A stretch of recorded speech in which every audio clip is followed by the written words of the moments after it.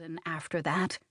The rest of her life occupied a blank white space, like a television program cut off and replaced by a screen of snow. She couldn't conceive of a future, any future, now that she was sure her husband was having an affair. Slowly, her limbs feeling wooden and awkward, Harriet rose from the table. She pushed her feet into the knee-high leather boots that were the prerequisite for the school run, along with the skinny jeans and the cashmere poncho over a ribbed turtleneck that she already wore. Chunky necklace, discreet earrings, check, check. She was dressed as nearly as every other mum would be as they all walked briskly to the school to collect their little darlings, chatting about the latest organic farm shop or Pilates class, or who had gained membership to the quietly elitist Soho farmhouse. Harriet already had 2 years ago, along with her best friend, Sophie. They worked out there 3 times a week. Except today was the children's swimming lessons, so she wouldn't walk, she'd take the car.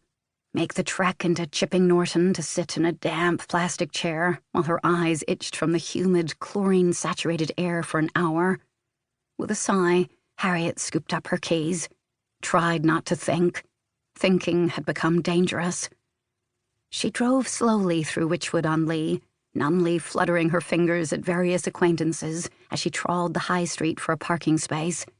She barely noted the comfortable muddle of independent shops that had made her fall in love with the place 6 years ago because it was quaint without being too upmarket or twee.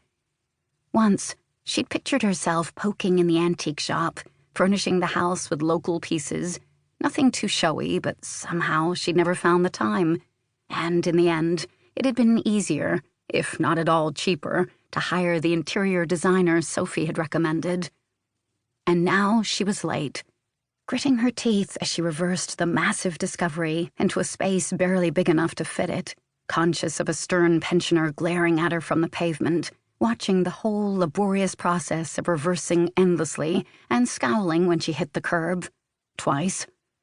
Harriet slid out of the car, ignoring the old woman who seemed to expect some kind of explanation or apology from her, and then hurried, half running towards the school at the top of the street.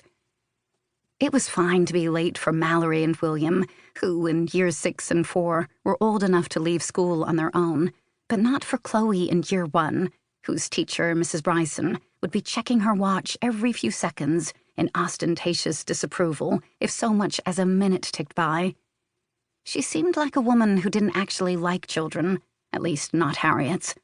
She'd endured Mrs. Bryson twice already, when Mallory and William had gone through year 1, and Harriet would be glad to see the back of the wretched woman when Chloe finished the year.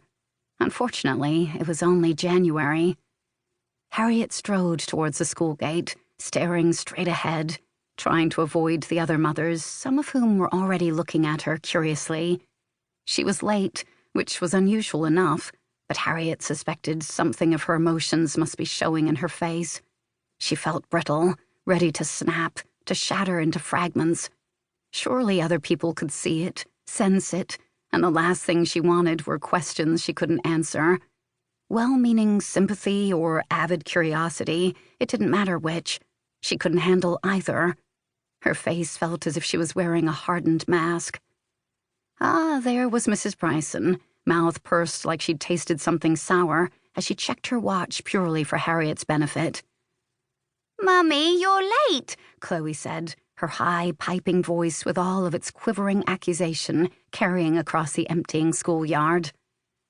"Sorry, darling, I got caught up in something." Harriet kissed her daughter's plump, rosy cheek, savoring its perfect roundness, the innocent sweetness of it, before lifting her dutifully penitent gaze to the teacher. "Sorry, Mrs. Bryson, it won't happen again." "I was," Mrs. Bryson informed her tartly, "about to send her to the office." She made it sound like Chloe had been about to be relegated to the 9th circle of hell. Maybe she had been. "Sorry," Harriet murmured again, and, taking Chloe's hand, she started pulling her towards the juniors' entrance, where Mallory and William would hopefully be waiting.